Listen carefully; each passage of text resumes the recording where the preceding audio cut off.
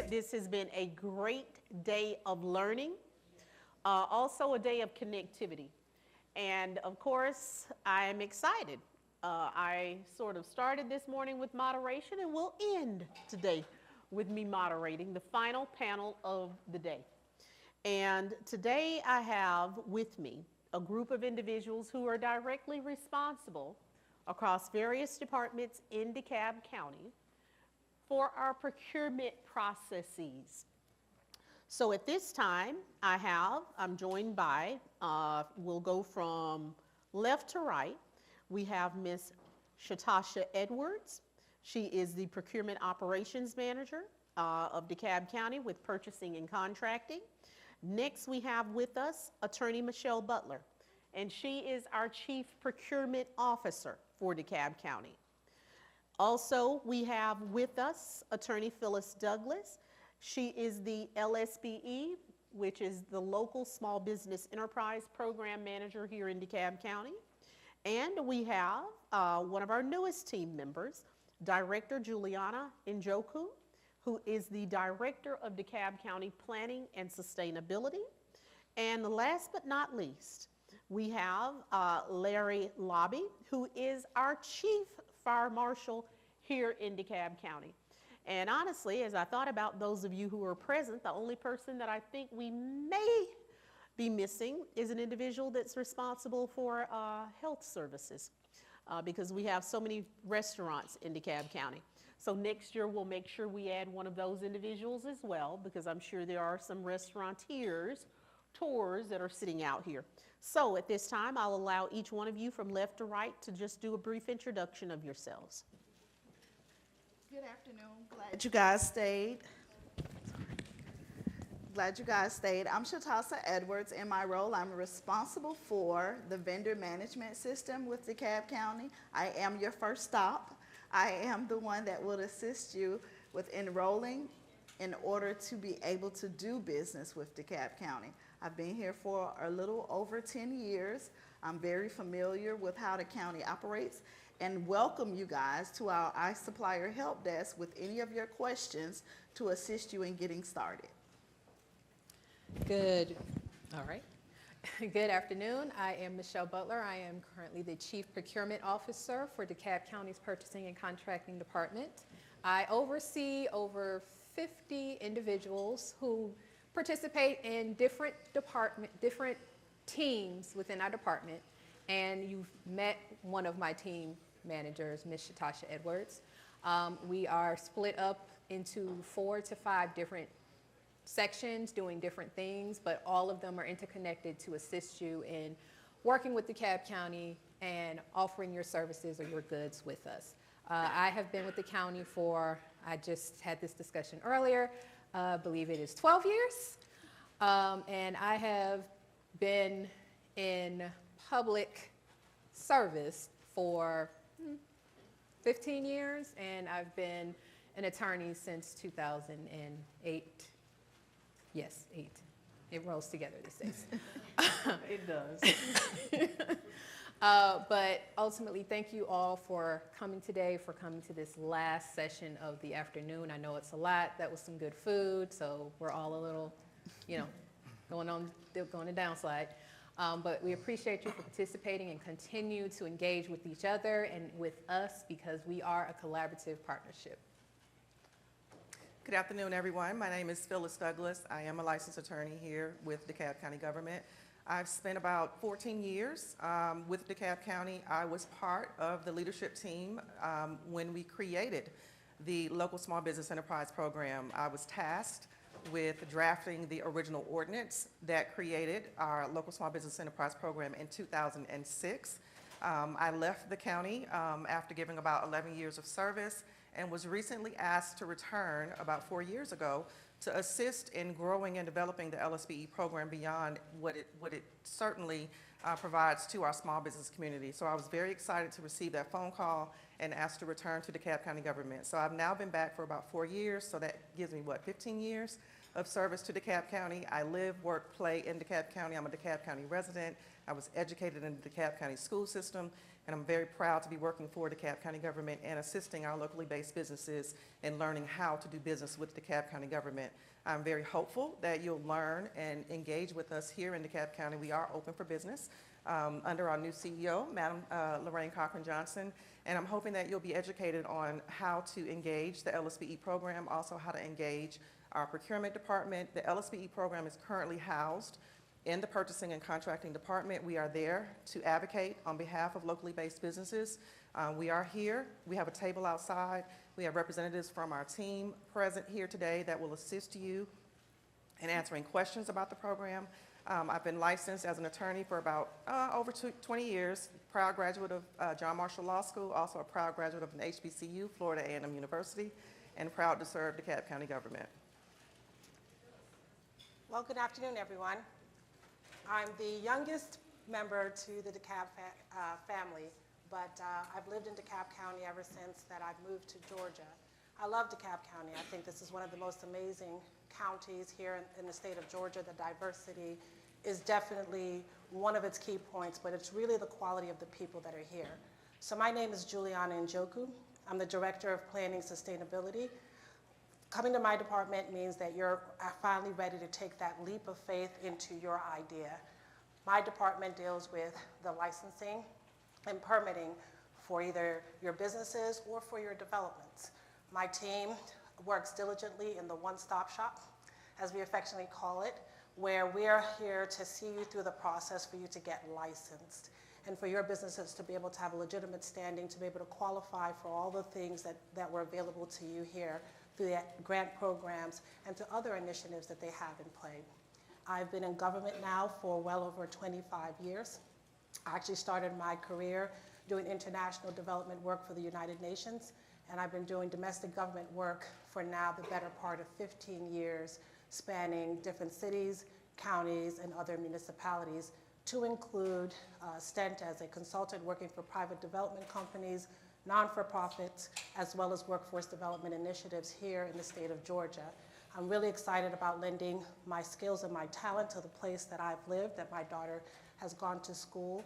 I'm really excited to look at each and every one of your faces and know that one day that I'll be rushing forward to the multimillionaires that once started here in really grooming and growing their businesses in a time where small businesses are necessary.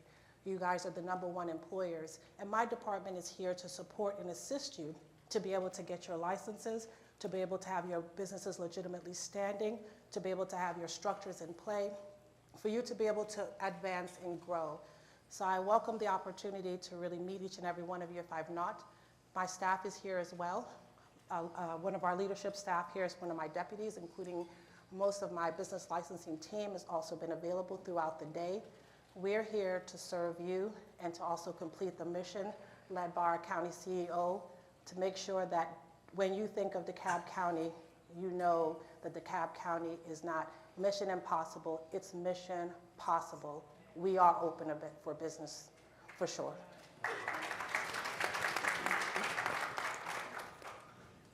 Good afternoon, Larry Lobby, Chief Fire Marshal, DeKalb County Fire Rescue. I was going to say two-time entrepreneur myself prior to being here in DeKalb, but thanks to Jay's conversation earlier with us, the keynote at lunch, I realized I'm a three-time entrepreneur. Because when I was under 18, I was reselling bazooka bubble gum last night and turned quite the profit and expanded my options. But also, I'm over the 4 units in the Fire Marshal Division as part of DCFR, which is inspections, it's plan review, fire investigations, and education. And that's all those 4 units working together make a better and safer place for all of us to operate. Being a officially two-time entrepreneur according to the IRS, I get what it takes to be a business owner and the hurdles it takes. When I opened my first business, it took me 4 hours to go in business as a service provider. So I wonder how long that takes today. And we certainly don't want to be in your way when you come to the permitting office and then finally to fire plan review or fire inspections. So we'll get more into the questions and some of how we interact with you after that. Happy to be here at DeKalb for 4.5 years, celebrating 29 years in the fire service, and happy to be up here, Madam CEO. And thank you. Well, let's start from the beginning. And I guess to start from the beginning, we have to start with Ms. Edwards, because it all begins with iSupplier. And that is the official portal to do business in DeKalb. And let me say to you that I want to see each and every one of you be successful. So DeKalb, well, let me say the state of Georgia has 159 counties. I want you to explore all counties. But let's talk about DeKalb, and let's talk about how does one do business in DeKalb County. Walk those that are present through that process. There you go.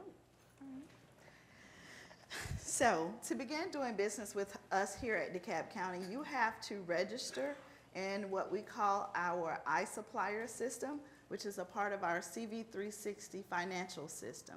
It is very important that you understand that this enrollment is into a financial system so that you understand why we are going to be specific about what we ask that you upload during this registration, and that you ensure that these documents are accurate and that you complete them based on your business as a legal entity.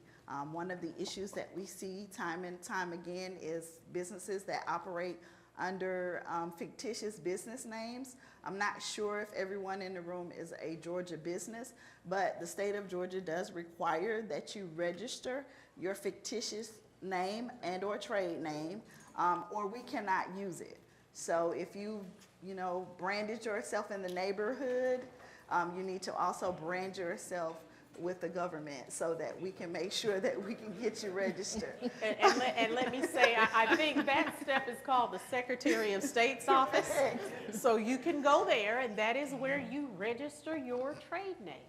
And I want this to be an interactive discussion amongst us because oftentimes, I've seen people who have planned a complete business and never checked to determine if the name was available, right down to the marketing.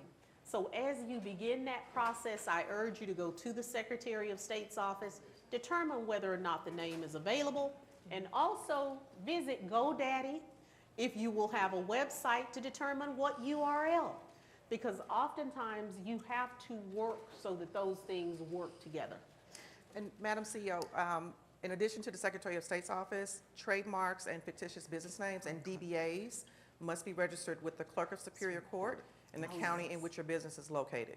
So, and I can explain that as part of the LSBE portion of this presentation, but you must register a fictitious business name, DBA, if you're doing business as, with the Clerk of Superior Court as well as the Secretary of State's office. Those two must match.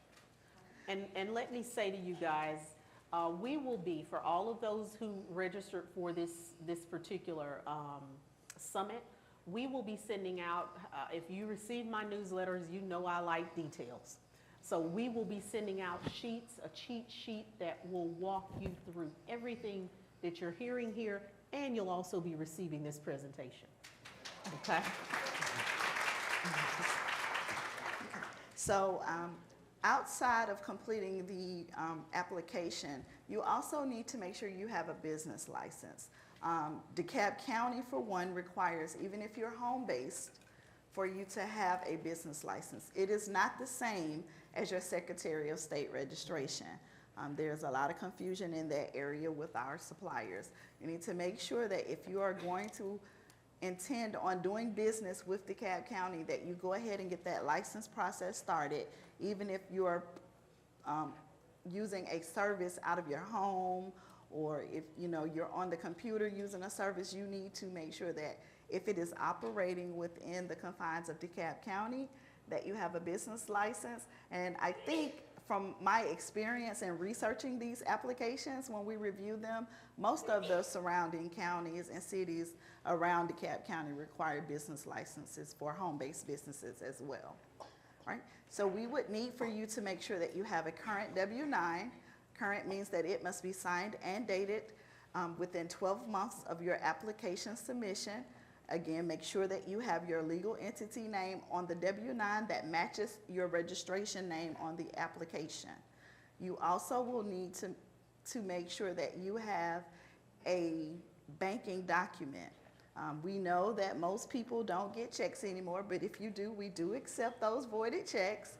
But if you don't have checks, you will need to go to your banking institution and request a bank letter. That bank letter must be on their letterhead. It must be signed and dated within 12 months of the application submission. It must again list your company name that is listed on the W-9. Yes. Okay. And we also need to have your full account number on there. So if they give you a letter that blocks out partial numbers in your account, it will not be accepted by us. Make sure that they give you something that prints out your full account number and your routing number, and then that is what you would upload to your application. Inside of that application, we are also going to ask you about 5 statements relative to our ethics ordinance. It is to ensure that we are transparent about any relationships you have. It does not deny you access to doing business with DeKalb County. It allows us to align ourselves so that we are being ethical in doing business with you. So if your brother works in the planning office and the planning office is hiring someone, they will assign someone else to work on that project. That's kind of what we mean about being transparent, so that we understand that it's going to be a fair competition when you are in there trying to get that business. And let me, I'm just gonna pop in, never be afraid. It's very important. It doesn't matter if you have relatives that work within DeKalb County. What we're asking is for you to disclose it, so that, you know, if there is ever a question as to relationships, we understand what the relationships are. So let's be very clear. Having family or individuals that may work within the county in no way affects your ability to apply. And I think also it's very important to say, Ms. Edwards, for those of you that are sitting out there, it is difficult being a small business owner. It is a lot of responsibility and a lot of moving parts. And I think what we found during COVID is that it exposed the fact that a lot of people who were doing business weren't taking proper business steps. And as a result, there were a lot of businesses that were locked out of the opportunity to receive monies during that time. So it's very important that, you know, you get someone around you so that you can do good business, because also, you know, reporting your earnings and handling things in a proper way prepares you later if you need financial assistance. So those are very important things. So let's make sure that we are operating in order here. And I'll let you take it back. No problem. So we do review your applications after they've been submitted within 72 business hours. So that does not include Labor Days. So make sure that once you submit those, you get the response message back that tells you it has been successfully submitted. We will get back to you. That email that is a response gives you the email address to expect your response from. So that's why I say make sure you take a look at it in case you have firewalls that would send us to your junk mail. That way you'll know which email to search when you are looking for a response from your application. So that is a new vendor, a vendor that has never received a check from DeKalb County. This is also inclusive of individuals. So if you operate a business as yourself, or if you receive services from DeKalb County that you will have to be paid a check that is non-payroll, you will also have to complete that registration process. Everything that would be business then would reflect you as an individual. Your EIN would then become your social security number. Your business license would then become your state-issued identification, whether that is a driver's license or just an ID. We would need you to upload those documents so that we can verify that information. We will then have the steps for those who have received a check. Say that you did business with DeKalb a year or so ago and you have not been able to land a project since then.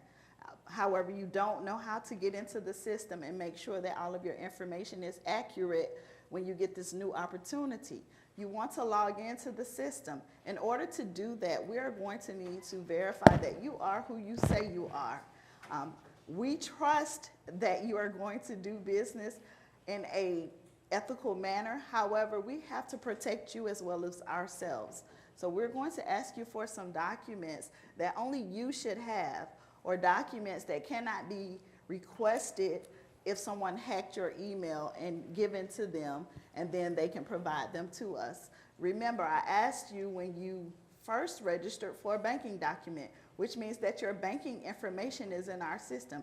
You do not want us to allow anyone to access that information on your behalf. So we're going to ask you to submit to us again a current W-9, but this time we're going to ask you for an IRS EIN identification letter. That is the letter that you are issued by the IRS when you originally request your EIN. If you do not have that document in a safe place, you can also go to their website and request that the document be delivered to you. If you've done business with the IRS, you do know that it's going to come by fax, so you need to be prepared to have a fax number. The IRS is leery about sending emailed information to the constituents that have the EINs and things of that nature. Now, if you do have your ID.me set up, I think you can get it by electronic distribution. So that is not relative to DeKalb County. So whatever they ask you for, that is relative to the IRS. We only need the document that you get back from them. Once you send that in to us, we're going to go through a validation process, and it is possible that we may ask you for something else, because we are trying to make sure that those documents are in line with what we have on your registration. And when things look suspicious to us, we'll request something different. So there is no set, this is all we're going to need for everything. When things look suspicious, we go a little further to make sure that it is in fact you. So that is what we call setting up a new user account. You're already a vendor with DeKalb County, but now you're just trying to obtain a user account so that you can get into the ICE supplier system and maintain your information. This system allows you to update your addresses, update your banking. So you may have experienced fraud, and now you need to change where your checks go to. This happens really often in this business. So you want to make sure that whoever you have given access to this system, you know who they are. And when they leave your organization, you go in and disable their account. You do not want them to be going into your business information, and maybe they were disgruntled and they redirect all of your business somewhere else. So make sure that you maintain this information, and you do so by making sure that your user account stays active, that you go in and check and make any changes whenever anything changes within your organization relative to the business that you are doing with DeKalb County. We also have now OpenGov. That is for you guys that are interested in submitting solicitations. So the solicitations would be what we call an RFQ, which is going to be the request for quotes. Those are more geared toward small businesses. Those are projects that you most likely will meet the requirements to do direct business with DeKalb County. You don't have to be a subcontractor to a prime. Those are the RFQs. They are located in OpenGov. We also have ITBs, which are the invitation to bids, and then our RFPs, which are the requests for proposals. OpenGov is a system that we utilize to complete this task. So it requires a registration, but it's not to a financial system, right? They just need to acquire your information, just like if you go to any website when you're searching on the internet, and once you click on it, they say complete registration and sign in. It's the same scenario. They just need to know who you are and to obtain an email address or a line of communication so that they can keep you updated or make sure that you have current information. So don't fret when you see registration again. That is just simply to make sure that they have the information in that system to continuously communicate with you. So OpenGov is required when you want to submit bids. You can always look at them. If you're not interested in submitting a bid, you're not required. we encourage you to. It's less stressful to get everything done up front rather than waiting to that one moment and then you're stressed out trying to register to be a supplier, register to get your bid submitted. We encourage you to go ahead, if you're interested in doing business with DeKalb County, to just complete the registrations in a less stressful format. That way you can get it done accurately. Usually if you review the videos and things that we have online, you can get registration completed in less than 10 minutes. If you go it alone, this process can be a long road because we are not programmers and we use a system called Oracle, and the programmers for a majority are not stateside. So the understanding and interpreting information the way we do is a little different. So the system has specific needs that you have to meet when you're completing the registration. And what we did was create videos to convey what that is for you. And if you watch, I think the first video is like 5 minutes. So 5 minutes, review the video, 10 minutes, complete the application, less than 20 minutes to get millions of dollars worth of opportunities. I think, it's not too bad. No. So, but that is going to be the first step to doing business with us. On this slide, I have presented to you those first stops.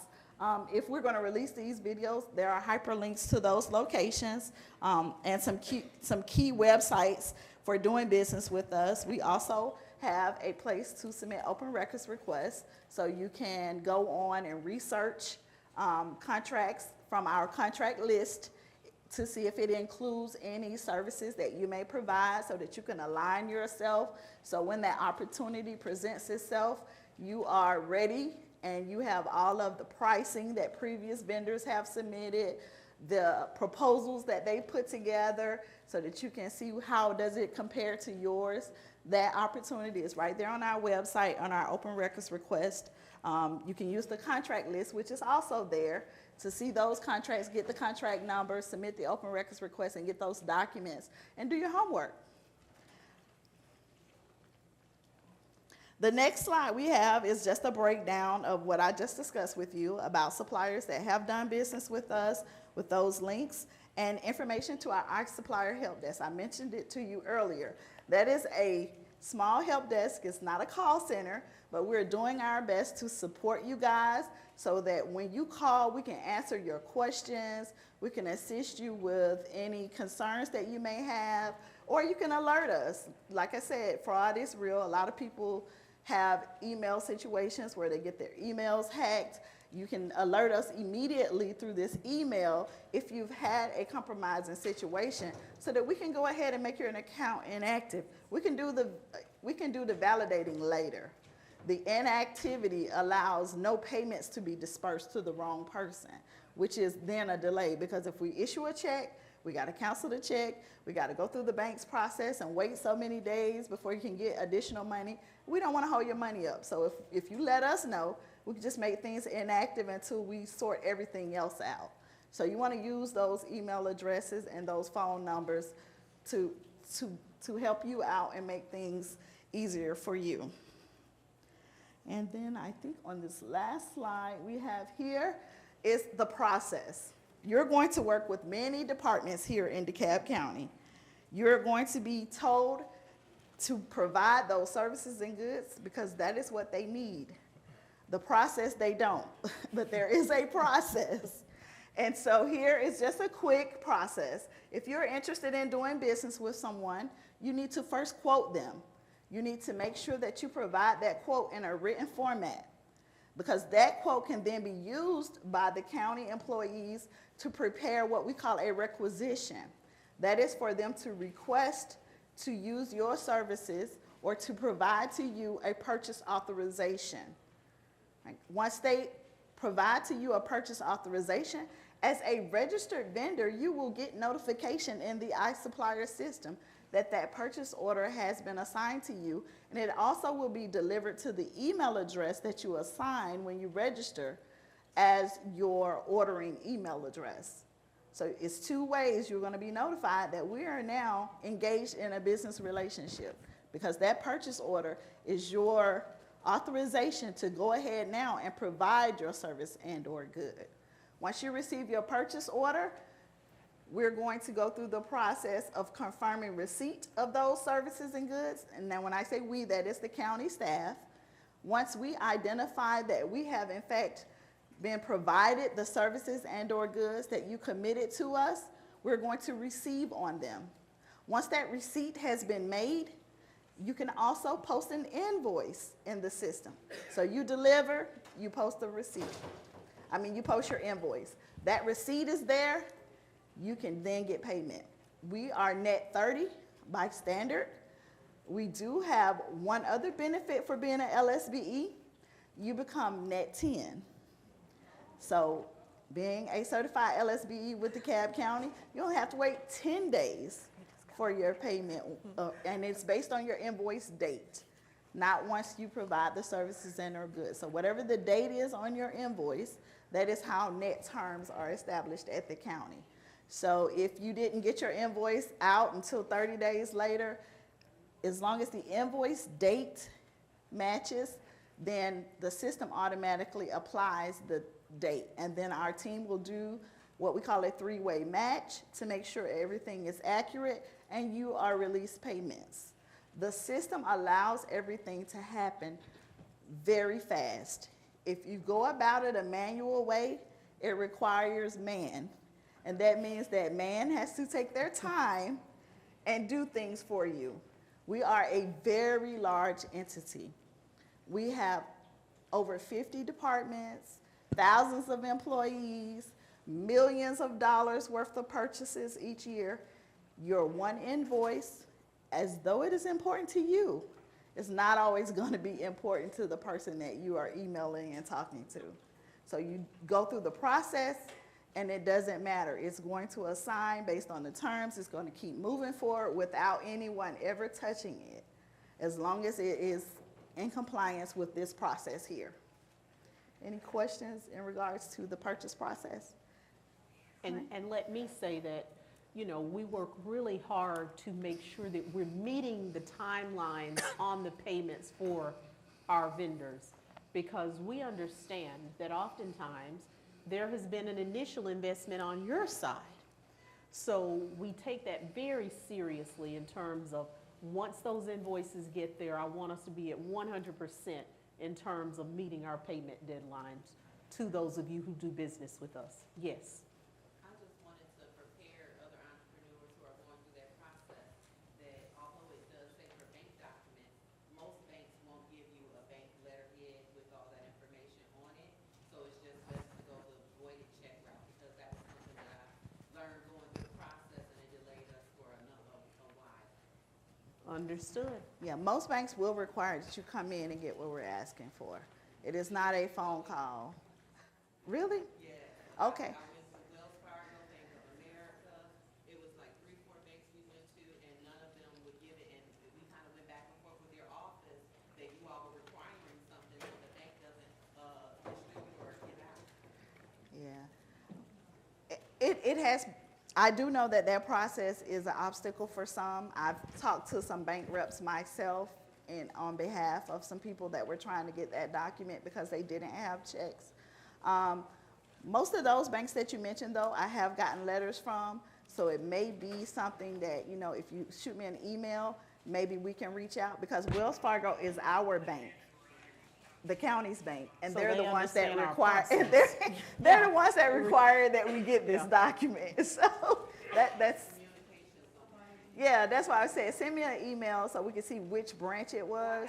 Now, I did the check Oh, okay. to prepare other entrepreneurs that may deal with those banks or, have that. Okay, well, I'll make that note, because we do have meetings with the bank, because that is something that they require of us. And the banking industry is just fraud city. So they have very specific requirements that we have to comply with in order for us to be protected under our insurance when something goes wrong. So, yeah, that's a good tip, but thanks. Thanks. And so that we keep moving, because there's a lot to get to, Attorney Butler, you're next as the Chief Procurement Officer. Now we've gotten you in the system. You've successfully completed iSupplier. You've received the document that is being required of us from Wells Fargo, and now you're in the system. You have chosen the method of payment that you'd like, whether that's a check, whether that's electronic transfer of your funds once you give verification. And we're going to say now, okay, everyone wants to know, how do we get contracts? Well, first and foremost, you don't get them through me. I want you to explain to these good folks how now you do business with DeKalb County. So, good folks, understand you do not get contracts through the CEO, so it would be awesome if you did not email her about contracts. Yeah. They come back to me anyway. So, also, you don't get contracts from me. And to be just frank, no one gets contracts. You earn contracts. And so you're going to earn an award, and we're going to talk about how you're going to earn that award. You've already heard how to get started. It is to register, and we highly recommend you register. It happens often where you're so excited to do business, you got a call from the user department, you got to work. You have no purchase order, you're just working. Don't do that. You have no agreement. You have That's no correct. written agreement to do anything. You put yourself at risk of not being paid because the county has a process and it's there for a reason. So we urge you, if you are approached to do work and you have no contract, it is okay to push back. It's okay to call us and say, hey, I need your help. I've been asked to do this thing, and you know, I heard you say that we're supposed to have a contract. What do I do? I'm on the phone often. All this week, all last week, I was on the phone with people in that situation. It's okay. We will walk through it with you. So, assuming that you've registered as a vendor, and be clear, to register means you get paid. So, if you aren't registered as a vendor, you won't get paid, and it will take that much longer for you to get paid if you wait until after it's time for you to get money. So please reach out to our team operations manager, because her and her staff really do help with that. Also, be easy on the help desk, because it's one person. So when she says it's not a call center, it's not a call center. So you decided you want to work with us, and you've registered with us, you've let us know you have some type of good or some type of service you want to offer. It was mentioned this morning, you definitely want to register and enter all your NIGP codes, which is a classification code that state and local governments use. It's all around. It's more specific for our needs as state and local entities than NAICS codes. Similar, not the same. So just be mindful of that. They are not the same. We post that on our webpage, those NIGP codes, and they're the most current. We pay for that to be the most current. If you try to participate in any opportunities within Metro Atlanta, you will see those codes. So once you get familiar with them, you'll be using them all over. And they're national codes, and they're not specific to Georgia or DeKalb County or Metro Atlanta. They're all over. So you've decided you want to work with us. The first thing I have to talk about also, if you want to work with DeKalb County, is that you need to be prepared to work with us. So this has also been mentioned to you guys earlier this morning. You need to put yourself in a position to work with us. If you actually want to earn the contract, if you're not in the position to work with us, you will not be able to earn a contract. So if you can't financially support the contract, that's not going to work. If you don't have the crew, if you don't have the equipment, if you don't have the structure already set up, meaning you're a real business with a real business name, real business bank account, or maybe you're a joint venture, or maybe you just have a teaming agreement. If none of that is lined up like it's supposed to be, you're going to have difficulty. And that is noticed when evaluations are done, because the county awards to the lowest, responsive, and responsible. It is never just about you gave the lowest amount. It's just not. We always need the individual or the firm or the company that can provide us what we need, how we need it, and for a price or cost or the hourly rate that is the most beneficial to the county. And, So- and let me pop in here, that's a really great point, and it's important to say, because oftentimes we use the term lowest and most responsible, and most responsive. But let's be clear, we want to do business with you, and we expect you to do good business. Don't undercut yourself, because the one thing, there's two words, change orders. Now, that may mean absolutely nothing to you, but do not submit a bid to us and say that I can provide the bushel of apples for $15, and then after apple picking season, that bushel is now at 30. That's a problem for you, because we have agreed to a $15 per bushel price.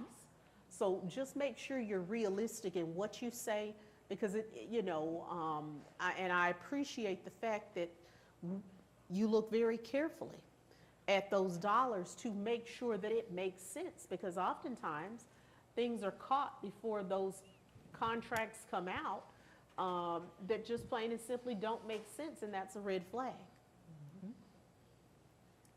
And DeKalb County does a lot of business, and not just multi-million-dollar businesses, not just multi-million-dollar contracts. We do micro purchases that are $5,000. We might do something that's $50,000.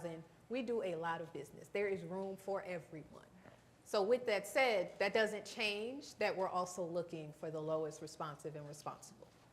There have been many a times where someone was surprised that we checked references, or surprised that we needed to confirm that you in fact were the business that you said you were, or that you did the thing that you said you did, or that we need to see the thing you say you can give to us. There's reasons for these. So it's imperative that if you want to do business with us, that you review what the request is, i.e. the scope of work, that you make sure that you're positioned to even participate. And sometimes you might have to take a hard look and say, I can't do this one, or maybe I can't do this one by myself. Maybe I need to partner with some other people and we can do this one. But you need to think about those things. So, okay. So with that in mind, you do want to make sure that you've prepared yourself in either your structure or your financial capabilities, your employed staff. You've heard this morning and this afternoon these small business assistance places. You need to take advantage of that, especially when they're offering you these resources for free, because you really can't do it all yourself. You can try, and it's going to take a lot of effort, but where you don't have to, why would you? Take advantage of the things that are free and that help you in your efforts. You said you had a question? Before that question, I also want to make sure, if you're interested in opportunities that are available, I know they're available on our website, and I'm very excited because we have a new user-friendly website in the works, and I'm so excited about it, because if you go to our current website, the company found over 1,200 broken links. Okay, but that won't affect you here. The bids are pretty obvious. They're on the front page. But beyond our website, when individuals register through iSupplier using those NIGP codes, I want to be clear, and I want to say they automatically receive notification of opportunities that are in line with the services they provide. Is that correct?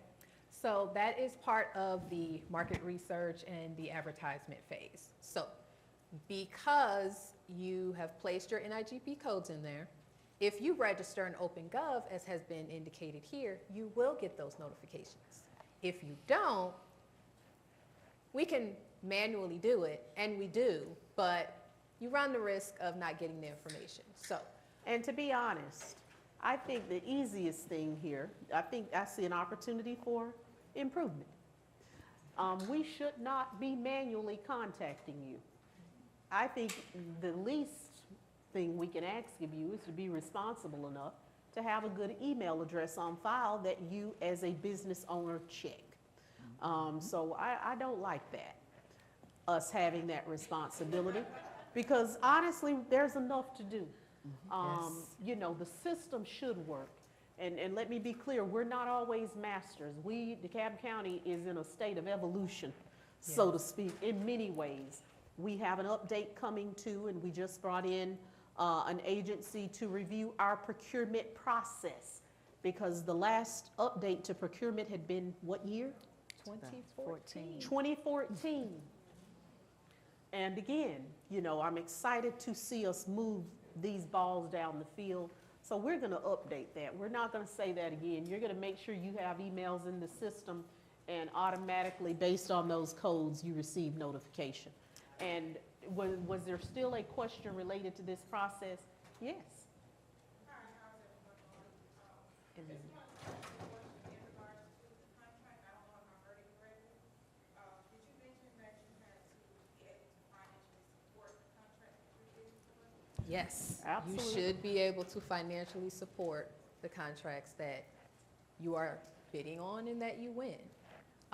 With that in mind, I know that it's hard when you're coming up to always have that money available. So you may want to consider other options, and we do not have any options to push you towards, but there are companies that tend to be out there and connected to the different small business assistance support services that can introduce that to you. So whether you're doing fractioning or you have a third party that takes care of it for you, whatever you choose to do that fits for your business structure, as you're setting up your business, that's going to be on you. But you probably could work that out if you actually developed a business plan and really, really was honest about what you want to do long term with that company.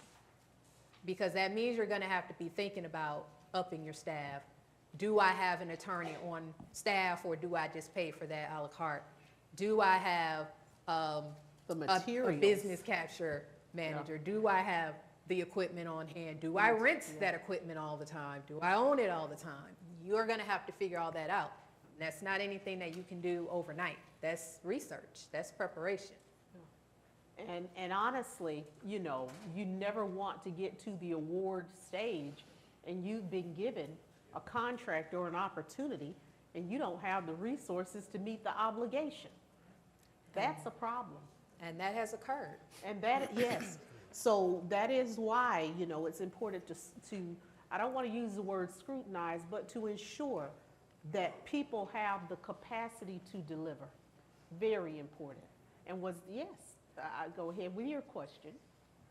This is a difficult question, but it's mentioned to me as I advocate for DeKalb to have businesses grow and present their offerings. It's the lowest bidder. Now, if you ask for potato chips and I provide Lay's, and someone provides Publix, Kettle One. you're not comparing apples to apples, but you immediately look at a number and say, let's go this direction. Is there a way to assess what an individual is actually presenting before you say, let's go with the lowest bidder? So again, we award to the lowest responsive and responsible. All of this conversation does not even start until we're having that need identification meeting with our end user, where we discuss the scope of work. And that's what's important, because that covers what you're talking about. There are a variety of chips out there. Do we want the sun chips? Do we want the sun chips with the good Mediterranean taste on it that Delta gives you? Do we want Lay's? Do we want Ripples? That's the point of the scope of work. That's what gets us to awarding to the lowest responsive and responsible, because we clearly said what our need was and how we needed it to be, what it didn't need to be, what would be a nice to have but isn't, which I prefer we not do those nice to haves, because that's where that confusion comes in. But that's the point of the scope of work. And that's that deep, deep digging that procurement professionals do, because we don't want that confusion at the end when we're trying to evaluate, because it's just like you said.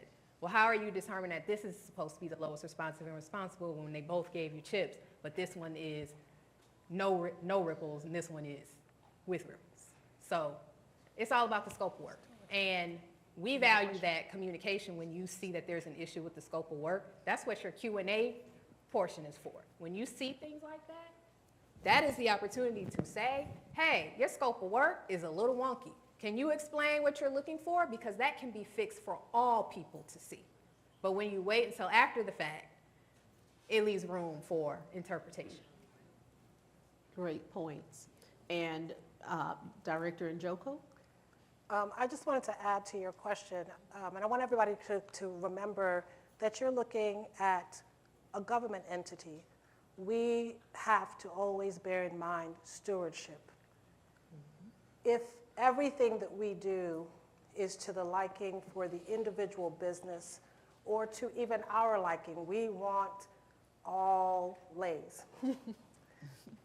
We always have to pay attention to what we're doing with our taxpayer dollars and how we are administering that moving forward. So I know it's hard to hear that because people was like, well, we're providing you with lays. We have the quality chip. But the process that is being allowed to you, I want you to put a Post-it note in your mind that good stewardship is a part of good government. So if we could find a good chip, tasty, with some salt on it, that allows us to execute on a fabulous lunch, and it's at a reasonable price, we are being good stewards because there are other things that we also have to be able to put out with the same pot of money. So I understand that there may be frustration in the saying, well, I brought you the name brand and you went with the Publix. But I always want people to remember that as you're talking to a government entity, foremost in our minds, besides being able to provide a quality avenue for us to be able to do business with our community, is also for us to be able to report back that we were good stewards of the money that we received from our community to return back quality services. So I just wanted to put that out there to add just a little bit that stewardship, good stewardship is why we have the processes that we have and do the due diligence so that we could be fair to you by giving you good quality and fair to ourselves and the residents that are entrusting us with their monies so that we can be good stewards. And thank you for that. And let me say, now I'm going to shift hats. And we are going to go to Ms. Douglas, Attorney Douglas. And as she said, she created the LSBE, Local Small Business Enterprise Program. And it is designed for us to attract local small business enterprises. I want you to begin by telling us what the program does. And, you know, DeKalb is recognized as having one of the most successful LSBs in the state of Georgia. But beyond the program, how can a business go about being certified, and explain how that certification helps people that may be in this room? So let's start out by talking a little bit about identifying what you do. We've heard, you know, how you get registered to do business with DeKalb County. I would want small businesses to answer a couple of questions. Identify what you do and what services you can provide to DeKalb County government. It's a huge hill to climb when you say you want to do business with the county, and we are here to assist and provide you with the resources that you need to be successful in doing business with us. But the first thing that you have to do is identify what services and products you can provide. I have a funny story to tell you. I was talking with a contractor one day, and I did not realize that part of our Parks and Rec department, we are required to pick up horse manure. I didn't know this. So I'm on the phone with a vendor because they're talking to me about what type of business they had and services they provide. And I was like, oh, wow, do you have dump trucks? And they were like, yeah, I have dump trucks. I said, well, do you have the kind of dump trucks that can pick up horse manure and take it over to the sanitation and deliver it? Yeah, and I was like, well, we got a contract for that. And got them into the LSPE program, and they were able to successfully bid on that contract. Another story, had another company come up to us that they wanted to cut all of DeKalb County's grass. Well, I don't know how much acreage we have here in DeKalb County, but that's a lot of grass. That's a lot of grass. But we were successful in getting them to sign up to become an LSPE vendor. And what I told him was, you're not ready to be a prime. You're not ready to go out and cut all of our grass, but you are ready to be one of our LSPE subcontractors. How many, riding lawnmowers do you have? How many zero turns do you have? Oh, I don't have any. I just have some push mowers. You might get like one lot or something, but we're gonna get you started. Let's get you started and get you into the program. So this is what I talk about when I say identify what you can do. What services can you provide? Which departments can use your services? I had no idea about the horse manure. I had no idea that we have to bury the indigent. No idea that we have to keep that lot up as far as burying our homeless and our indigent. So these are services and products. When you're talking about starting a business and looking at what you can do for your county government, those are those type of peculiar services that we never think about, but those are products and services out there that we need to have companies fill those roles for us in the county. The next thing I would tell you is about the LSBE program. So in 2006, we first started in 1998 actually, we did what's called a disparity study. And in this disparity study, the county was looking to see how well they were performing with minority-owned, women-owned, veteran-owned companies, and where we were looking to compete. The result of that study came back, and it showed that at that point in 1998 and in early 2000, that DeKalb County was considered a majority minority county. So what we came up with was we didn't really need a minority business enterprise program or a WBE program. We didn't have the numbers to support having these types of programs. So what we decided was that we would focus on our locally based businesses within a 10-county region and create the LSBE program. We focus on your residential or your business address. We stay away from looking at race or gender as a qualifying metric for you to be a part of the program. We simply want to know where your business is located. We utilize thresholds based on the U.S. Small Business Administration to qualify you under 3 particular categories. We look at companies that are considered professional services. We look at companies that are considered commodity service providers, as well as construction related services. For our professional services, we're looking at a $5 million threshold in your gross revenue over a 3-year period. For our commodity service providers, we're looking at a $3 million threshold over a 3-year period. And for our construction related services, we're looking at a $35 million threshold. And now I have a question about those thresholds. Because those were set, you know, I'm sure around, have we revisited what our thresholds are currently? So the last time we revisited the thresholds was in 2016 when we did a rewrite of the ordinance. It was a reiteration. And honestly, Madam CEO, we are probably due for another look at the ordinance and a rewrite on it. And I just ask because understanding now the cost of goods and services, that sounds low. Mm-hmm. And, you know, I don't want to limit opportunities. So that's interesting. And as we're going through this whole procurement, and name the organization who's handling our procurement review. It's the National Institute for Government Procurement. And they will also be reviewing the LSBE program. They're also going to be benchmarking. So all the things you're hearing, we're going to be looking at as well. And she's going to be giving her wish list because she has some major ideas on things that I think will really, really benefit you guys. I have been part of the industry with diversity, equity, and inclusion pretty much my entire career. Has been spent in diversity, equity, inclusion. I know currently DEI, the acronym itself, is under attack. Thankfully, with the LSBE program, we were on the forefront. I just recently attended a conference in Colorado with the American Contract Compliance Association. They're actually bringing the conference to Atlanta next year. I'm going to speak with Madam CEO about that. But they'll be here in the city. But this is the leading organization that supports equal employment opportunity as well as contract compliance in procurement with government and county and city organizations. But DEI is under attack, but the LSBE program is not. And the reason it is not is because we are race and gender neutral. Our program is simply based on where you live, where your business is located, what county your business is located in. Are you going to attack us based on an address? You know, I think not. So we have been successful. Since the iteration of the ordinance in 2006, our program has been found to be legally sound, and we have been able to sustain against litigation attacks with the LSBE program. The program has been copied. It has been copied on the West Coast. If you look at LAX Airport, they have an LSBE program. If you look at the city of Denver, Colorado, they have an LSBE program. They have copied what DeKalb County put in place well over 20 some odd years ago. So the program has spread. The idea of utilizing business locations versus utilizing race or gender, that notion has spread all the way to the West Coast. So it's something to be very proud of, and I'm proud that we have a...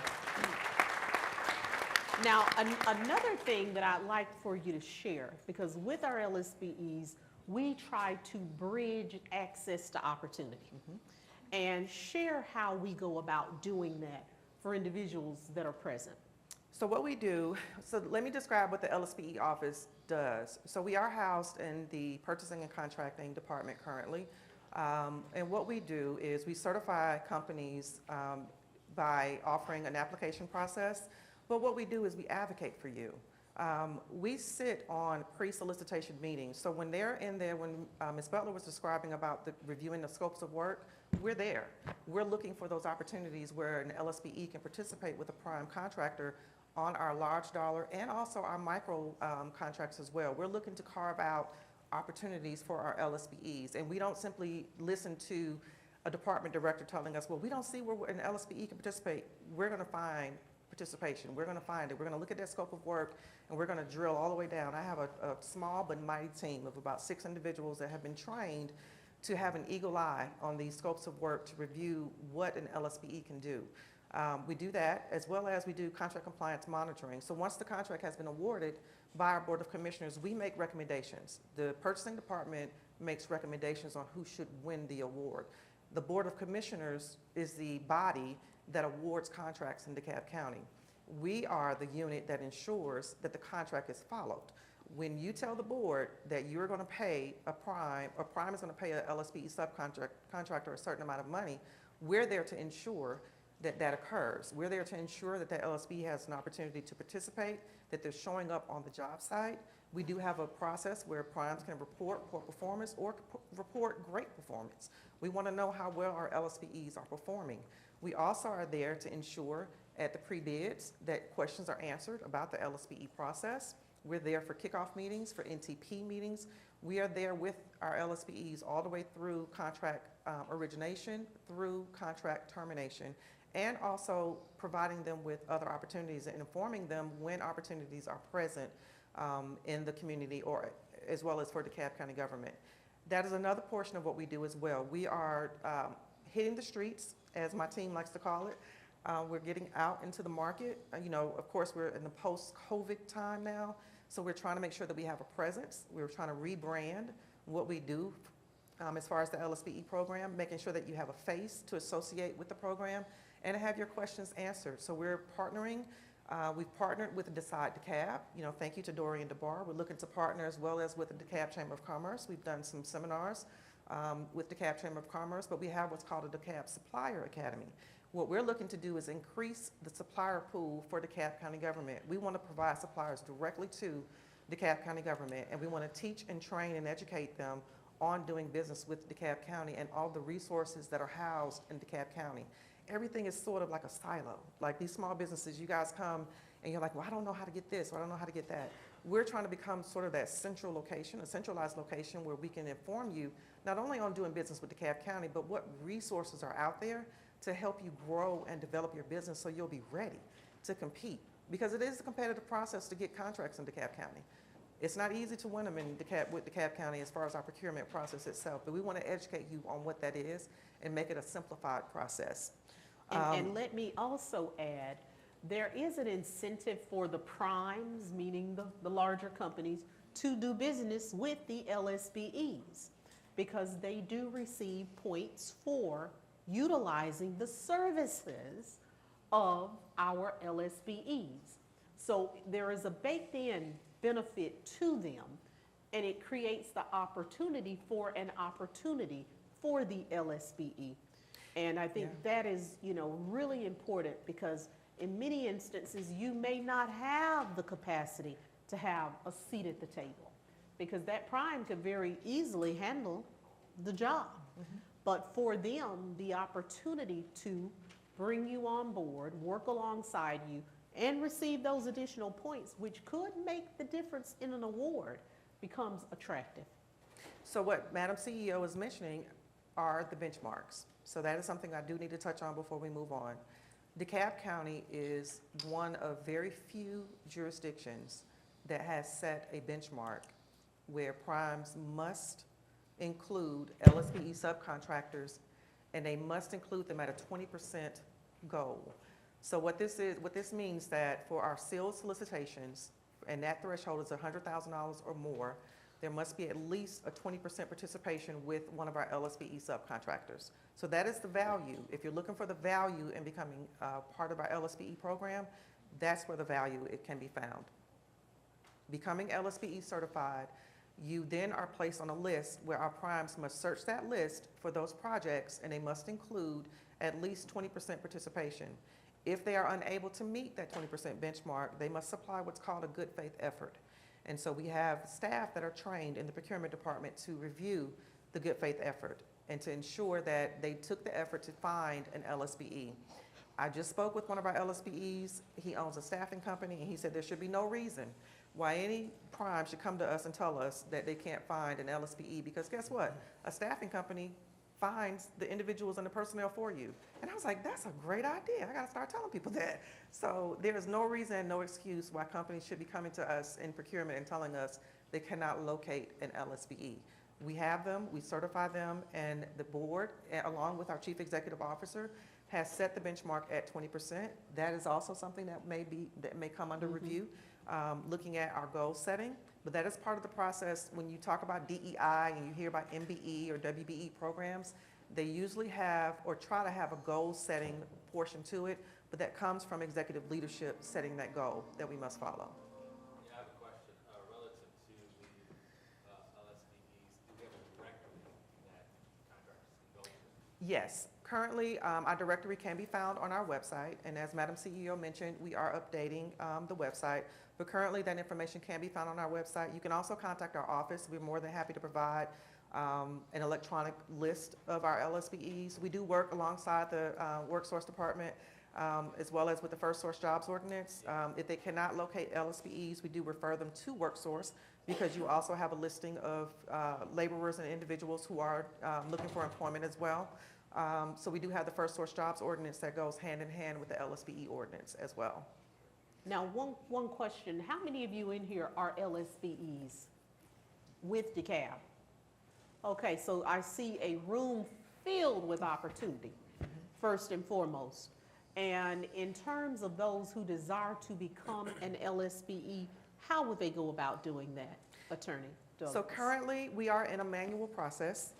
We are looking at purchasing software that will make it easier. As Shatasa mentioned, when it's manual, it is man.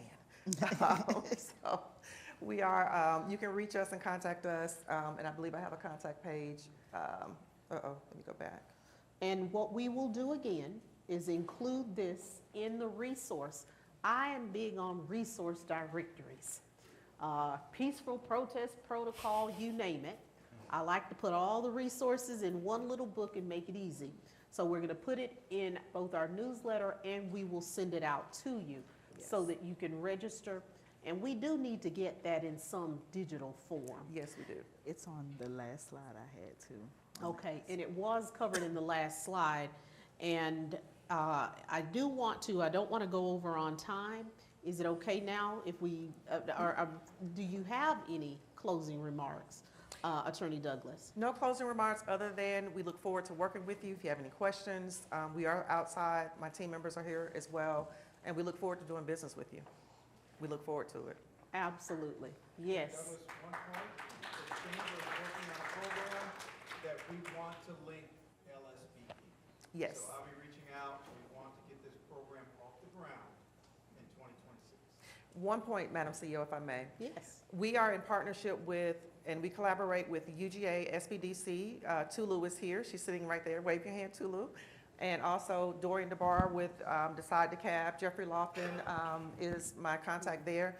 We are offering our second DeKalb Supplier Academy. We did a beta testing of the Supplier Academy in May. It was a success. We had about 9 suppliers who graduated and were instantly placed into the pipeline of suppliers for DeKalb County Government. We're running it again this October. Information is on our table, but it's a free seminar. It's offered 5 Thursdays in October. Please register, sign up. We are trying to increase our supplier pool, and we're trying to increase our LSPEs for DeKalb County Government. This is doing business directly with DeKalb County, I can't guarantee you any contracts, but we can offer you LSBE certification, which does have value, and get you registered to do business with DeKalb County Government. And let me say, I see a window of opportunity. We need a flyer that promotes the DeKalb Supplier Academy. Yes. Because, on our website. okay, so now I need it for my newsletter Okay. so that we can make sure we get it out because, oh, good. Because let me say that, you know, how many of you are beginning to receive the newsletter via your, well, I see the hands for who's receiving it, but we're getting good numbers there. And also now we're pushing out the text to phone. So I hope that won't be intrusive. I do see some of you that are receiving that as well. But DeKalb has gone digital, and your newsletters will begin arriving on your phone on a weekly basis. Those will only be once a week, though, because of the cost. Now, yes, go right ahead. So you've heard a lot about what's going on with the LSBE team. Just be prepared. There is a lot of change coming within the procurement department, and that includes things you're not used to, positive and negative, but it's going to be things you're not used to, but it is for your benefit. There is going to be increased training for you. So we ask that when you see that information, you sign up and you actively participate, and you may or may not have to show up somewhere to participate. But the goal is to help you move through the process more efficiently. We do intend on in doing something that you've probably never seen, which is a Procurement 101 micro trainings. We've never issued that before. That is a thing we're going to push out. We're doing that for our end users, and we're also going to be doing that for you. We started that with the end users recently. Next up is you. OpenGov training is coming because that is our e-procurement system. So if you're not familiar with that, you may mistakenly not even submit your proposal or your bid because you didn't understand you were supposed to hit submit. You thought you put everything in there and you didn't. And I'm sorry, we can't do it. Sorry, but not sorry, but sorry. So with that in mind, just watch our website, new and old. Look at the announcements. They're all there for you. It's information that's meant to help you. Yep. Thank you. And now at this time, we are going to talk about licensing requirements. So Director Njoku, beyond procurement, every business must be licensed. Can you share the steps that are necessary to apply for a business license in DeKalb, and what small businesses need to know to get through that process of obtaining that business license? Absolutely. So it's late in the afternoon, and I want to ask you guys if you could interact with me so we can continue having our business huddle in this business summit, right? I want to ask you a couple of questions before I run you through the steps, and if you don't mind, if anybody can answer, I want us to have a little moment, 3 questions. I want to find out how many people in the room believe these 3 sentences I'm about to say are myths or whether they are true. How many people here believe that if my business isn't generating revenue, I don't need a business license? How many people believe that if my business is not generating any money, I don't need a business license? Huh? True? I got some true, I got some false? False. False, false. This is in reality false. Even if your business has no income, you are still required to obtain a business license, an occupational tax certification. The county uses your tax filings to verify gross receipts, even if the number is 0. How many of you people know that having a business license is a part of the access for all that you've heard prior to my presentation? True. True. I want you to bear that in mind because as we get excited, most people believe that I've signed up with the Secretary of State. I've gone to GoDaddy and found me a nice website. I may even have opened up an Instagram or social media page. And as a bonus, I told my bank that I would like a business account. And thus, I have a business. which is true. But you do not have a business or a full business structure that allows you to the access that I believe brought you here today without a business license. My second question. Only storefronts are required to be licensed. Home occupations don't count. Oh, wow. Good. Everybody here really was paying attention. Home-based businesses must also apply for a license. You'll need to provide documentations like your Schedule C and comply with zoning regulations. Home-based businesses which have in-person customers interacting in person require a special land use permit. That is correct. My next question, or true or false. Registering with the Secretary of State means I am licensed legally. Oh, what's the Secretary of State? It's the state. Come on, it's the state. Means nothing. No, not in the county.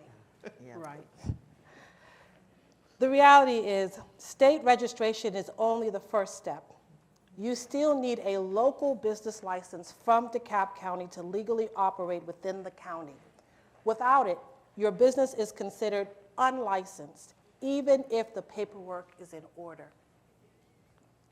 Before I run you through the steps, I want to really emphasize to you guys that what you're hearing from my colleagues on stage is the fruit of the labor that it takes to really have a fully operational business.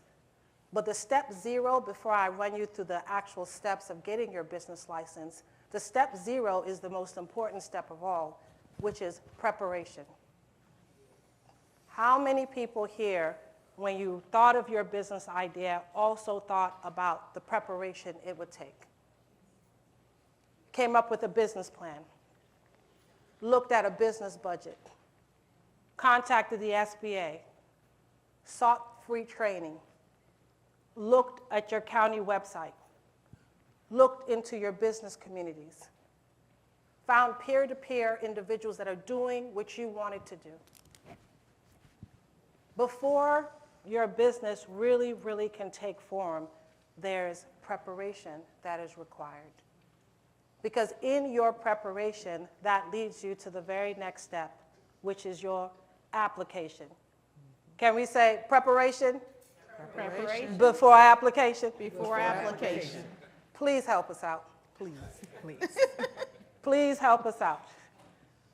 Because a lot of times, government gets a reputation. I put in my application. Was it a completed application? Oh, I signed up. But were you prepared to do the work? They called me, but nobody called me back. Did you reach out to the individuals? Did you source what was necessary? Did your bushels prices stay the same? Or did the moment that you found out that you got awarded a contract, you also found out that you needed $15 more? Preparation. Before application is what? Preparation. That's our very first step.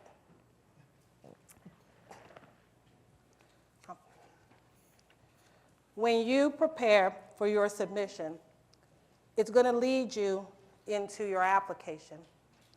You can apply online at DeKalb County Planning and Sustainability, or we invite you to come in and to the one-stop shop on Sam Street, 178 Sam Street, and meet with one of our representatives. Please don't be shy. As everybody has stated on this stage, nobody can do it by themselves.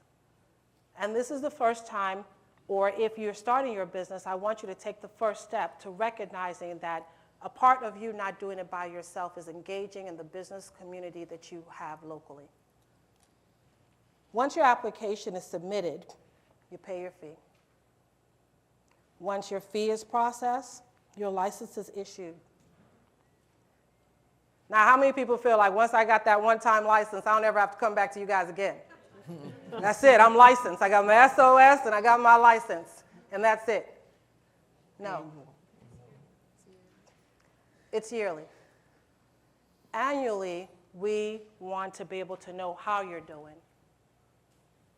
We want to be able to continue to provide you with this process because it's a process of growing your business. Knowing what your occupational tax is, knowing how much you've grown, coming in for your business license is a process of an awareness about your business and advancing your business. After a few years in business, the first 3 years, you could grow to be a great qualifier to move into a lot of the programs and services that are provided under here. But some people do so much business in a silo, they're not even aware that they've grown strong enough, that their tax base is strong enough to qualify for certain things. So do not avoid the business license process. Right now, we're heading into license renewal seasons for those of you guys that do have business licenses here. And we invite you to come into our offices and sit down with one of our representatives and renew. And for those of you guys who just found out that you have a Secretary of State certification, a great website, a bank account, a very cute logo, but you don't have a license, then I invite you to speak to our representatives here or to come into the office next week and begin your process of getting licensed. Licensing is the gateway for you to be able to really, really maximize the opportunities that are presented to you today. Licensing is the gateway for you to maximize the opportunities that you are presented with today. Yes? I just have a question. Are you saying that there's, the DeKalb license is separate from the Stonecrest license, or if you have a Stonecrest license in DeKalb County, that's still okay? Great question. The licenses I'm speaking of is for DeKalb County, which is the unincorporated part of the county. If you are living with the city, then the city would have its own business license, at which you would go to that city agency, planning agency, or business license office and submit an application there. Well, I got that, but I thought I was hearing that I needed separate. No, you need a license where you are operating your business. If you are operating your business within a city, then do that city a service and walk in and get your business license there. Right, and that could be whether it's in Dunwoody, Chamblee, Doraville, Tucker, Stone Mountain, Stonecrest, whatever city you live in, that's where you apply for that business license. Now, of course, we represent unincorporated DeKalb, but we are DeKalb. So I'm glad we're clearing that up. We don't want to confuse you. If you have your business license, you're a resident of Stonecrest, you're good for DeKalb County. Now, before I leave and hand it over to, in the interest of time, so that the good fire chief can give you some more great information, I don't want to leave everybody here if there's somebody that also would like to find out about permitting for your business. Permitting. Thank you. Yes, sir, go right ahead. You need a sales certificate to do the business? I'm sorry, repeat that? You need sales certificate, sales tax certificate?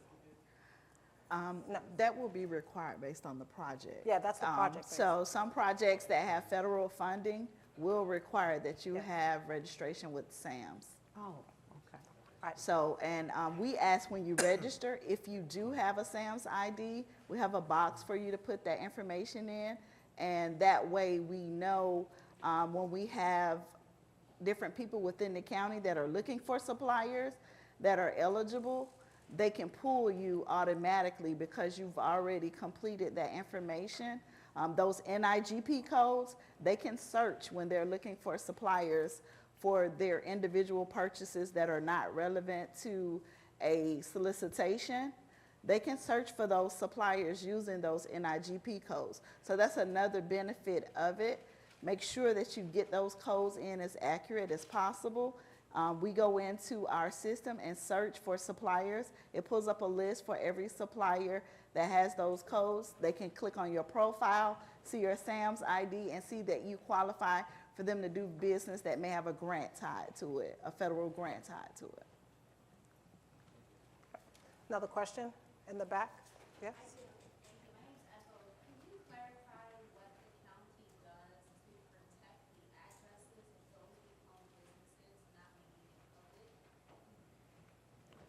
what the county does to protect To the protect the addresses? address of business owners. It might not be a thing, but at the trade show, like a event we had in March, where we met with the council that came out at the Port of Sanford Center, I left with the understanding that if you had a home-based business, your home address would be made public, which is a safety concern. So I'm just curious if that was true or did I misunderstand what I was understanding? Well, let me say this, when you register your trade name with the Secretary of State's office, if I go to the Secretary of State's website and I type in your name, it will show me your address and the name of your business. And that doesn't have anything to do with DeKalb County. No. To my knowledge, we do not publish or disclose businesses. But your bigger problem is the fact that before you get to us, you've gone through the state. And when you register that business name, it's going to be there. I used to register an agent, I just didn't know if the county did something differently. No, we truly have for us, we are doing business with you.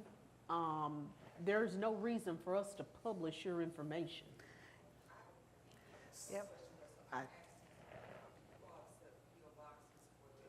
Yes. Yes, you can. That's what I was going to encourage because Yeah, that's why I was going to say that to you. we have You can removed the protect yourself with a addresses PO from box. the LSBE listing. We did remove the addresses from those because they are posted publicly. So no, it's not posted publicly. You may want to complete a lot of your paperwork using a PO box because as a business address, your personal address may be released through an open records. And so you may want to look into that law and make a business decision on what works best for you. One thing that I noticed, you can get virtual addresses. I don't know if that's something acceptable in any of the processes that you're talking about.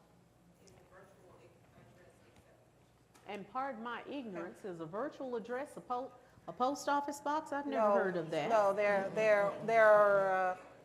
It's like it's shared a space. shared It's space. shared It's a space. shared space that allows multiple businesses to use one address in that shared space. But Staple has one that it actually gives you a box, a box, but it gives you a physical street address. Correct. Yeah. Yes. Would that be an issue with the processes that you have? So for LSBE, they're verifying where you have your business license. And so whatever the business license process is where you're going to have an obstacle because you got to pay taxes based on where the business is residing. It's not where it is presenting itself. It is actually where you are functioning that business out of. Right. And that's just, Confusing, I'm sorry, because I live in DeKalb County, my business address is a PO box in Fulton. So could you clarify that, because I'm a virtual first company, so, but I have my mail going there because it's convenient. Is it your mail, when you went to the Secretary of State, did you put your mailing address or did you put a physical address where if the Secretary of State wanted to contact you, they got an address where you were at, or did you put your PO box? They go to my registered agent, they don't even go to the PO box. I Yeah. have a registered agent that takes all that mail from the Secretary. Registered agent? Correct. That's what shows on their website. So your issue is going to be if you want to qualify for certain programs within DeKalb County, if you are not going to register your business in DeKalb County, you would then prevent yourself from being qualified for services like that. So like I said, that's still a business decision for you. Legally, I think if she's actually doing the business in DeKalb, she should be pulling a DeKalb license. Yeah, though. she's supposed, if you're doing business in DeKalb County legally, you have to get a license in DeKalb County. I get it that you have a PO box or you have a mail box area, but if you're physically doing the business here legally, that's where you're supposed to register. And I get it that there's a concern about addressing, but there's addressings that can be used within DeKalb County because that's where you're doing the business. similar to franchising. So if you have a corporate office in DC, but you have a local office here where they operate out of, they still have to have a business license where that business is operating out of, even though their corporate office is in another state.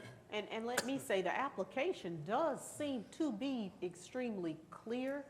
It does specifically say the physical address where you do business. So that's where you live. That's DeKalb County.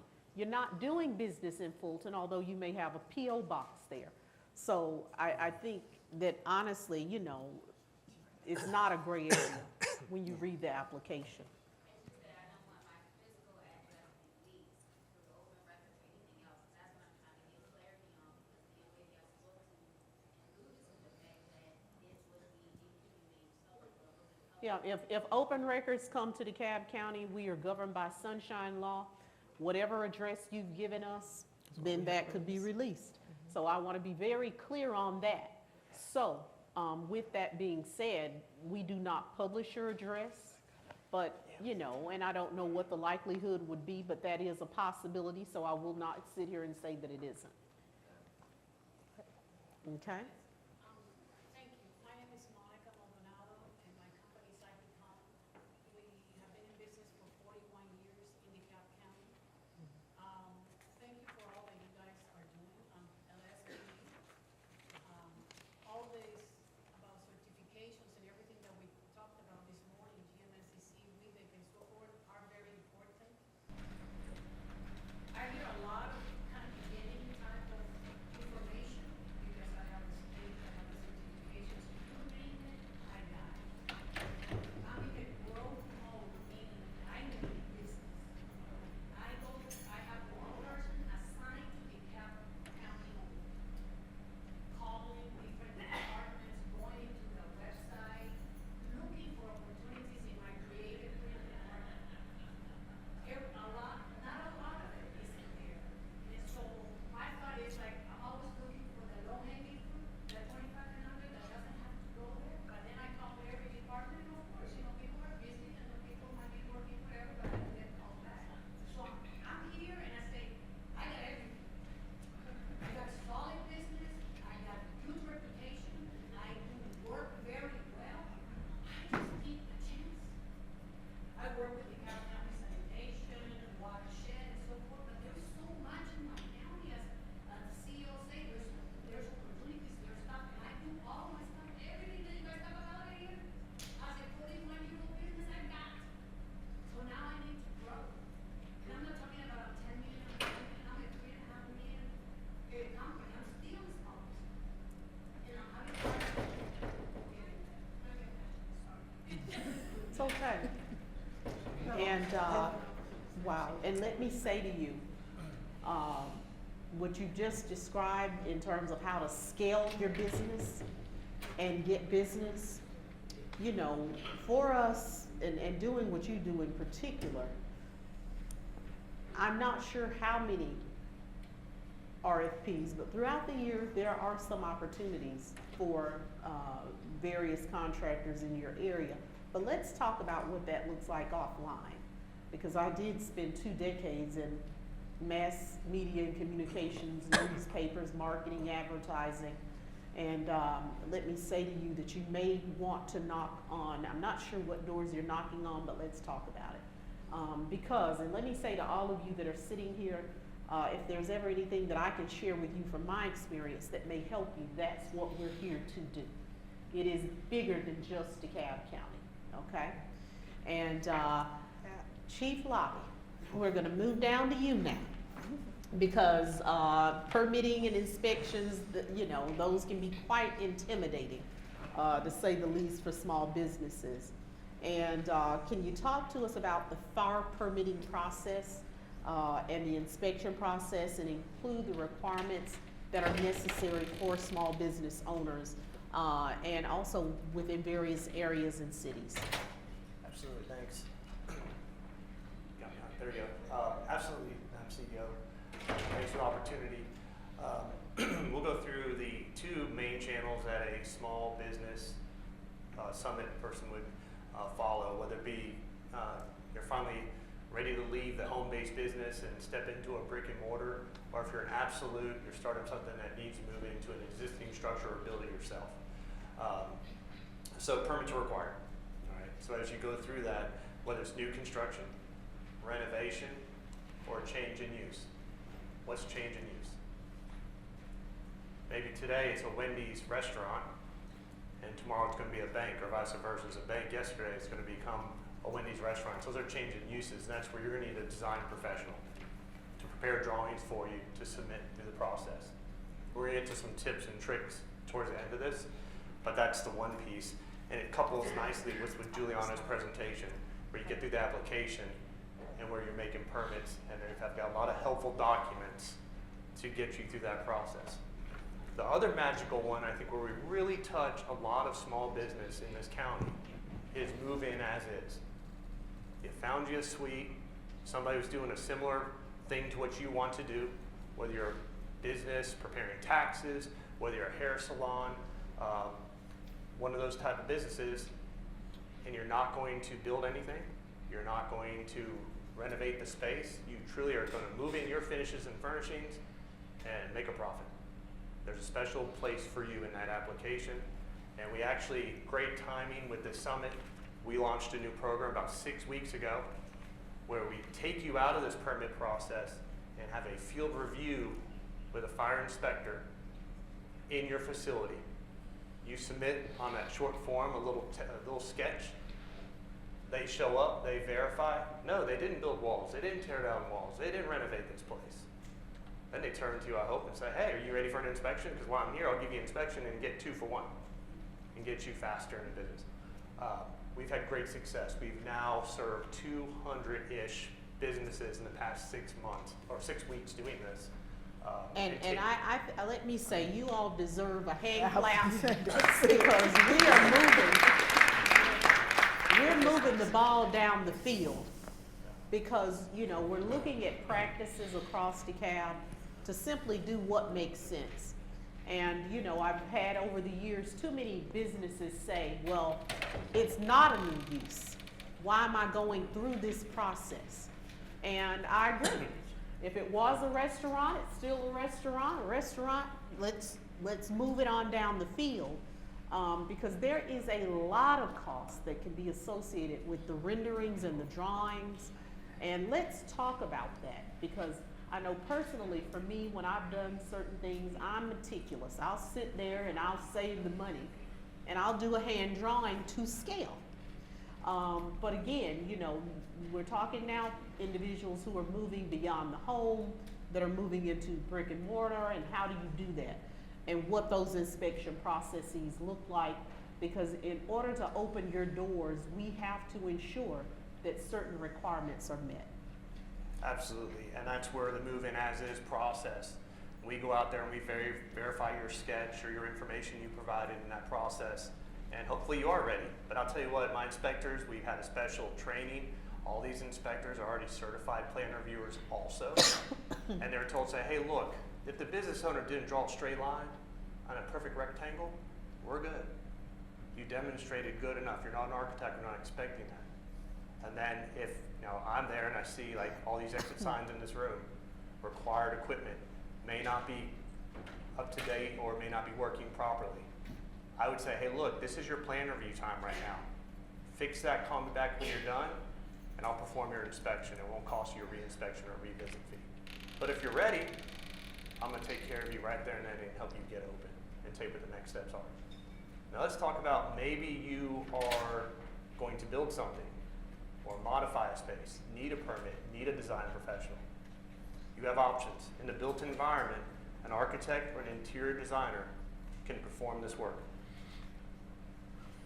You're going to want to be careful about who you hire. Secretary of State's office and the engineering board have websites where you can search for licensed professionals.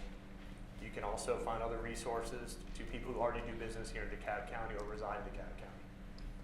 And then they will walk you through the process. I've also been asked to give you tips, and one of my tips deals with this directly, is articulate what you're doing when you make your application. Take the time to give us a good summary of what this business is. Also make sure you spend that time with the design professional. make sure your architect is asking you the questions. How are you going to use the space? Bottom line, that's our code. That's what they should be providing you, and make sure they provide you with the design and code consulting to help make sure that your plans are successfully prepared and can get through our system in the least amount of time. I can also tell you another accomplishment, Madam CEO. As of this morning, we're looking at a lot of plans, and we have a 15-day SLA. We know there's been times it's been way higher than that. Yeah. But as of 12 o'clock today, we're at 11 days turnaround time. And you guys don't know where we came from. Let's everybody clap.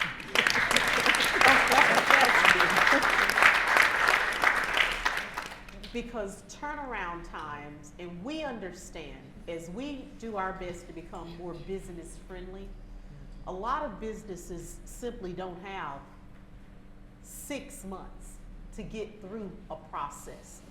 It can be the difference between whether you're successful or you immediately fail. So streamlining processes without circumventing them. This is not a circumvention.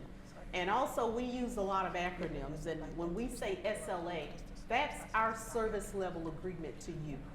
We have committed ourselves to the review within a 15-day window. And it's good that we're meeting that, we're getting there. Because if you've done business or sought to do business in DeKalb, you found that we have had far longer wait periods than what you're experiencing. And I'm excited because I feel we're only gonna get better. Also, I think it's important too, when you're out there looking for buildings and such, maximum occupancy requirements. Also understanding for, safety requirements as it relates to exits. Well, I don't know if for you don't deal with, the positioning of restrooms and what's required there. That would be the Department of Public Health.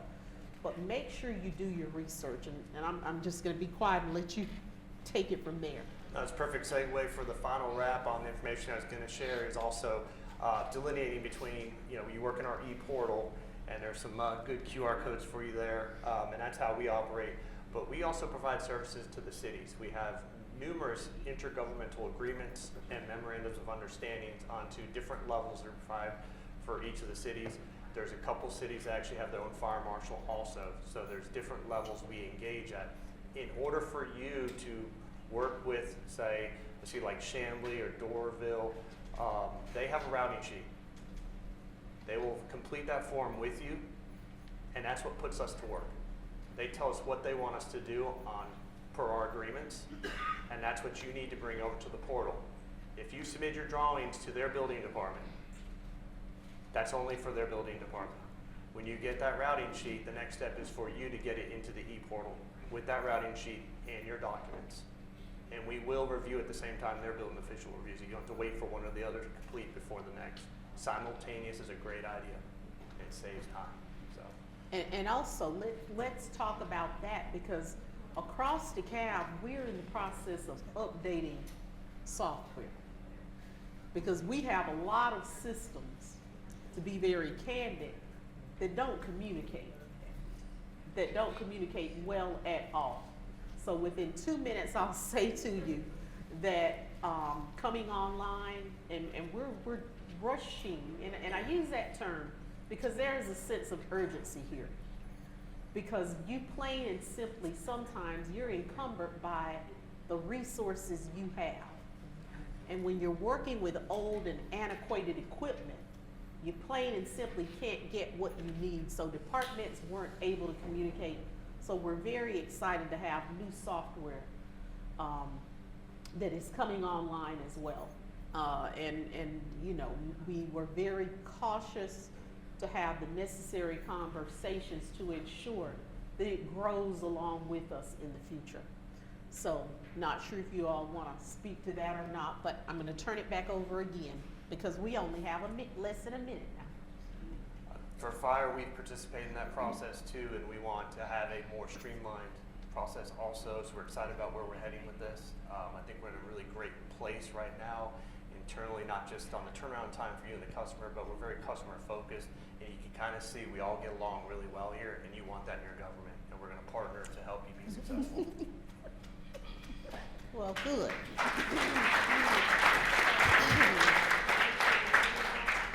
Well, with that said, I think this is a wonderful time for me to say to those that are sitting here, it's, you know, been delightful, because as a commissioner, I didn't work with you as I am working with you now, or to the extent, I should say, to work with you all and be very excited about the future and making the changes that are necessary to make it easier for you to do business.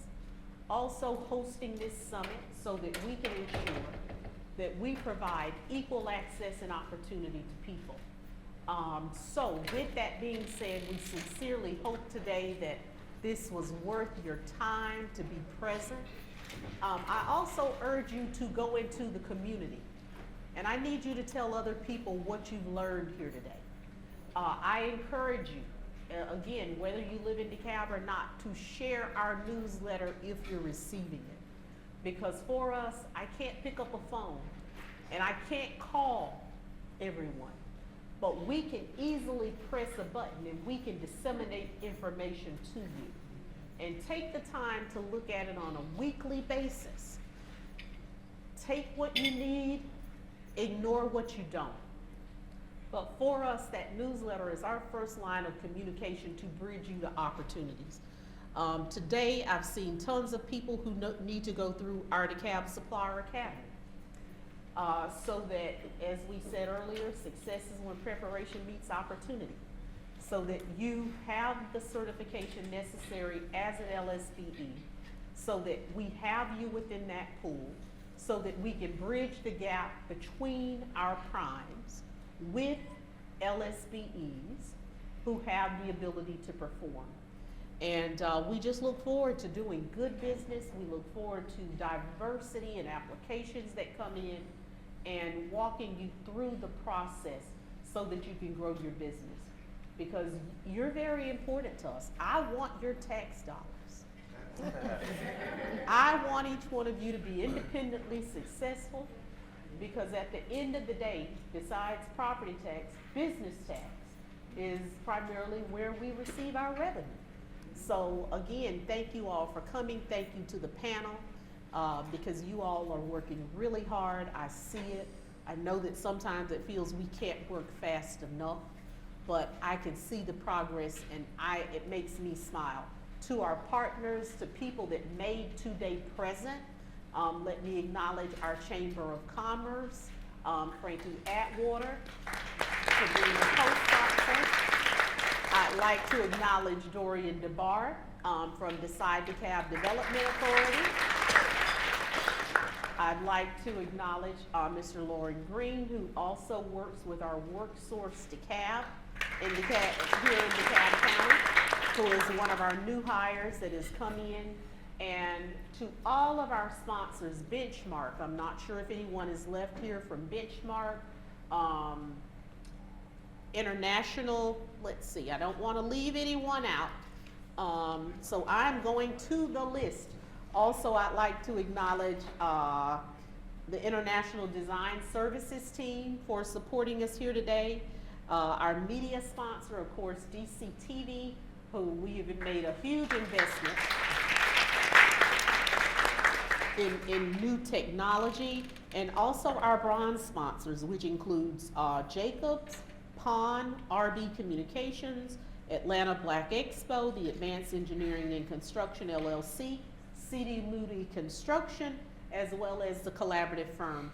Thank you all for making this possible. To all of DeKalb County staff that came out today, it truly took a coordinated effort amongst us. And to all of you that sat through this, thank you. We are vested in your future. Thank you so much.